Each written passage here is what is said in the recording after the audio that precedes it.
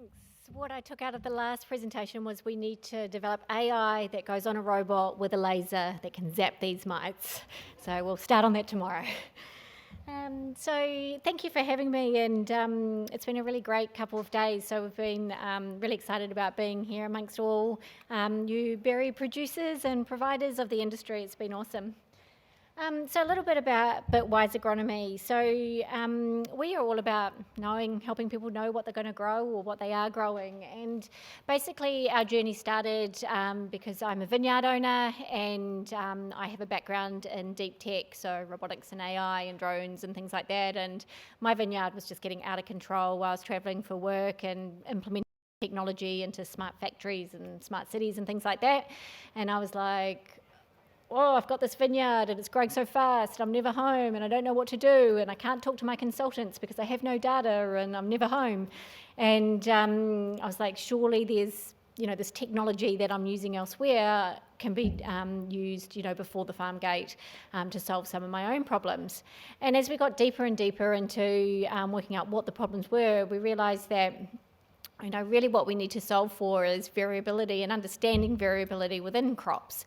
And once we know that variability and we know what's actually out there, then we can start to do other things better. We can start to plan our labour better. We can start to reduce our costs based on that. We can start to forecast better. And so that's the sort of problem that we went about trying to solve. So what we do is farmers get a GoPro camera, they attach it to their existing farm machinery, they go out and collect imagery when they're out there doing other jobs. So if you could imagine sort of like Street View for horticulture, and then that gets uploaded into our cloud environment where we've taught our computers to see like humans. So we are in a geeky section of artificial intelligence called computer vision, and I won't go into too much detail about that, but basically it's image recognition, and it's really like feeding a baby's brain. So we give it images where we've had a team of data scientists, agronomists and annotators sort of draw little boxes around different categories of fruits, and they can size and count and identify different phenological stages. We feed that into the artificial intelligence so it knows it itself.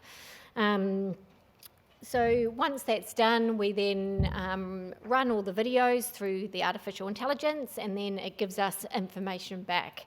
The data is just data, and it's not useful unless we can do something with it. And every time we run this, we get a lot of data. So for an average 4 gig video that we get, so that's about a half an hour of data collection, and we get about 22,000 images that we then, collate that data and do something with. So we provide easy to use sort of dashboards so people can, interpret that data. So this is what it looks like in the strawberry world for data collection.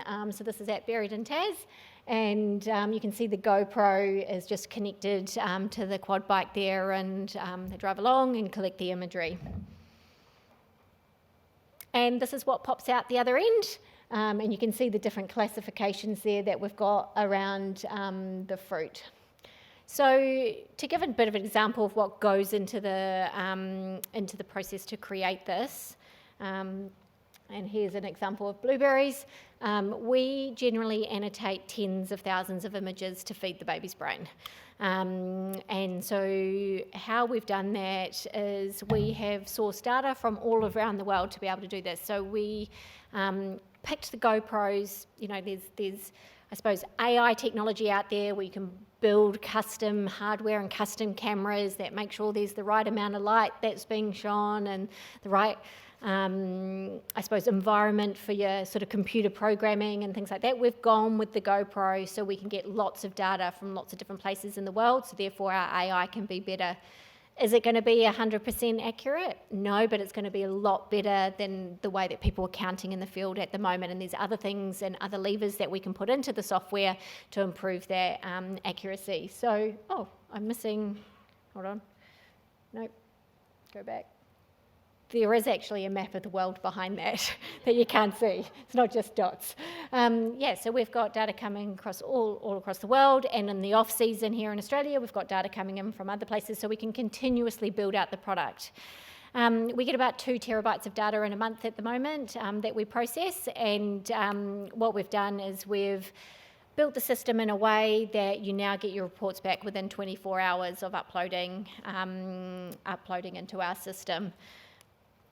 And so this is the type of thing that we give back. So we have had lots of amazing conversations over the last couple of days, and one of the reasons why we came to this event was to talk to you guys about what do you guys want, like what information is useful and how do you want it presented and what areas should we be focusing on. A lot of the stuff we heard about was, we're starting to get year on year worth of data, and how can we use that data to predict growth curves and to predict what's going to happen in this next season. So working with you guys and hearing these suggestions will drive where we go with this. So at the moment, what you can see here is we have this sort of hierarchy of blocks and dates that you can see on the side there, and that's where you drop your data. And so each date is a day that you've collected video. And then from that, we can start to look at, well, what's actually been counted, what's actually out there in your crop. The yellow represents the flowers, the greens are the immature green and mature green, they've got the white for the white fruit and the red for the mature berries ready to pick.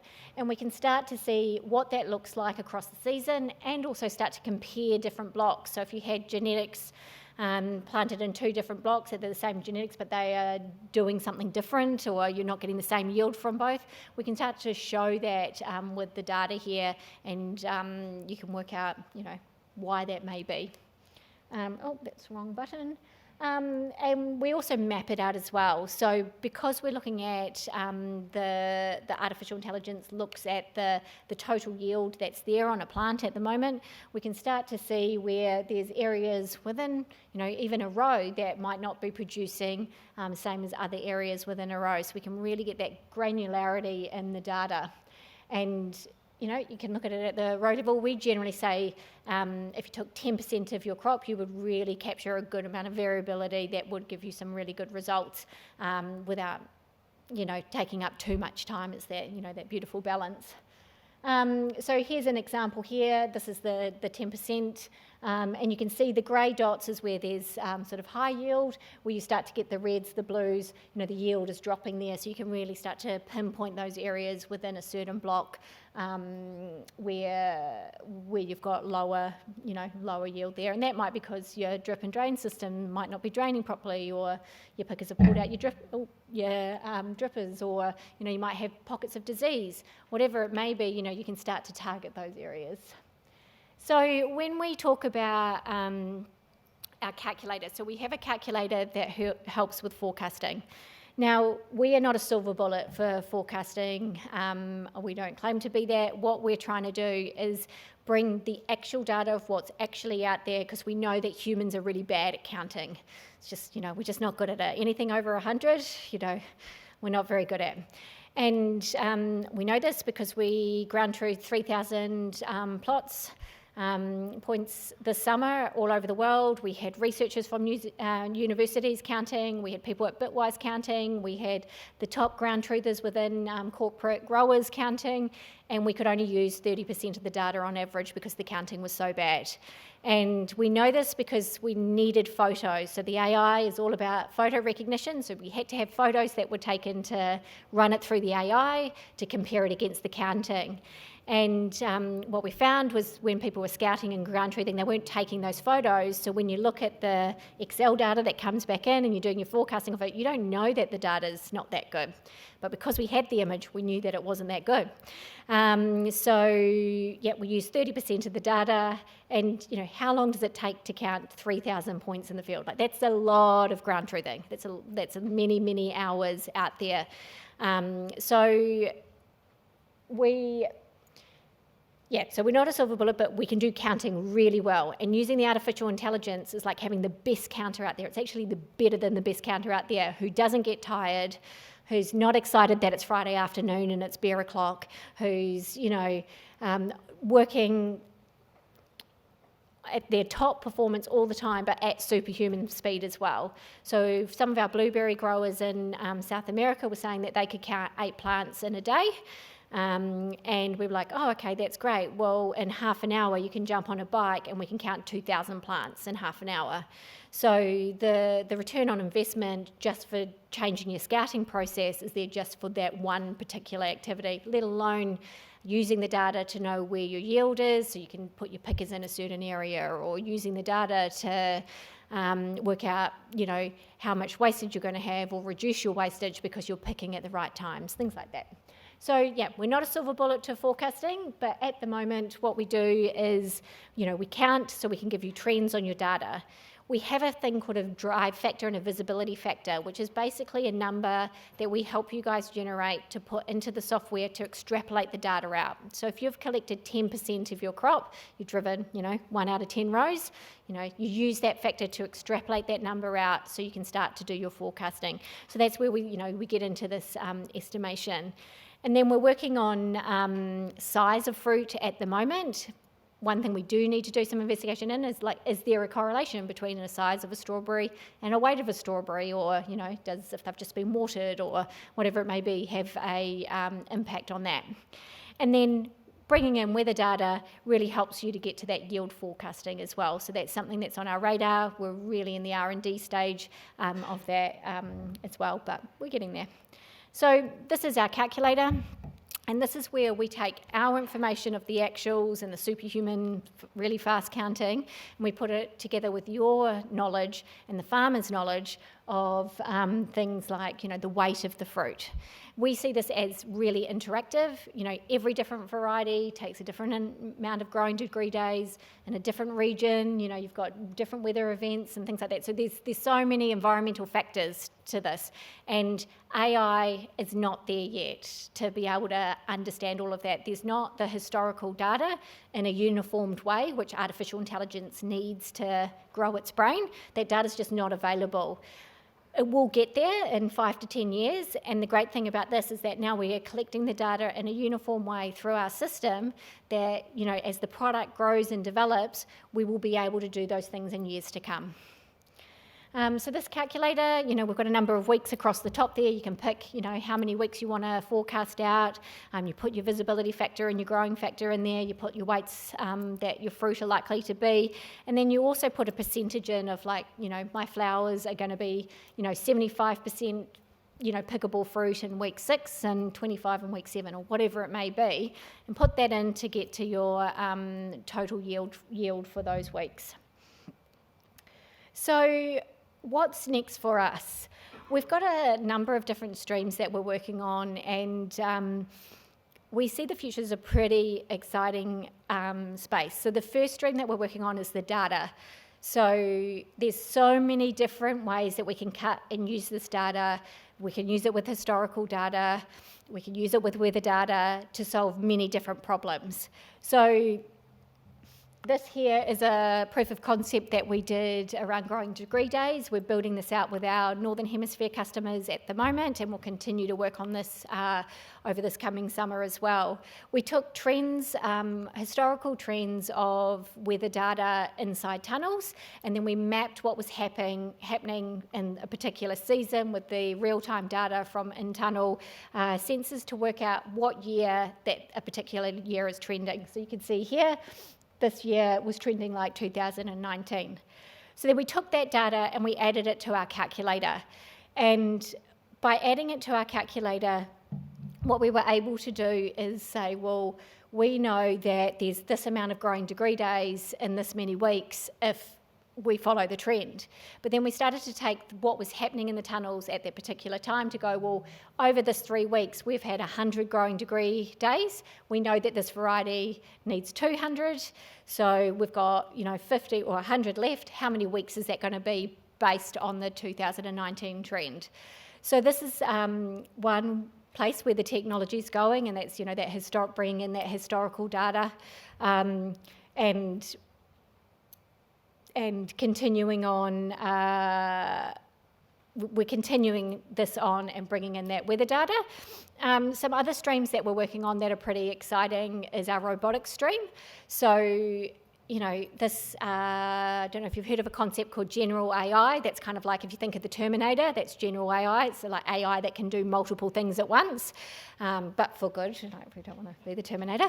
And so this is where some of this technology is going as well. There's a lot of robotics companies out there that are doing picking, that are spraying down rows, that are mulching, that are mowing. We are working with a number of companies in Europe and the UK and the US to be the brain of the robot. So if you've got a robot that's going up and down your rows anyway, like, why can't it scout while you're out there? The robotics companies sort of often say to us, like, it's hard enough building a robot to like go in a line and do what it's designed to do. So they're engaging with companies like us to be those brains. So we're working on that, and really where we see the vision for us, where this going is, we've got this computer vision, this AI that can see things and it can put little boxes around it. So we're working towards enhancing humans. So imagine not too distant future, you'll put your Bitwise glasses on, which will be a bit like Google glasses, probably Google glasses that we'll use, and there's little boxes that pop up and say, pick this berry but not that berry. So anyone can go out and pick. So that's the future for us, so where we think this is going, and it's not too far away.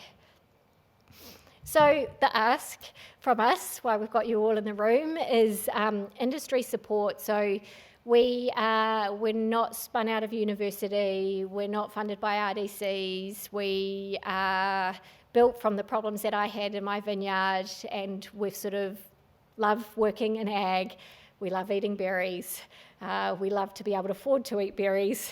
So, that's why we're working in this industry, because with climate change, with, food security, we see that this technology is needed to, secure eating berries for the future.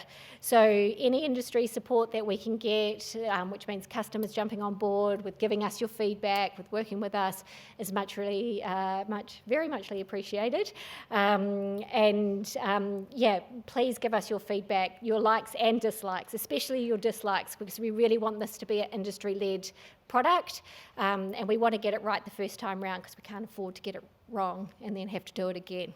If you have interest in our product, please come and see us and have a chat with us about it, and we can go from there. So any questions? Yes.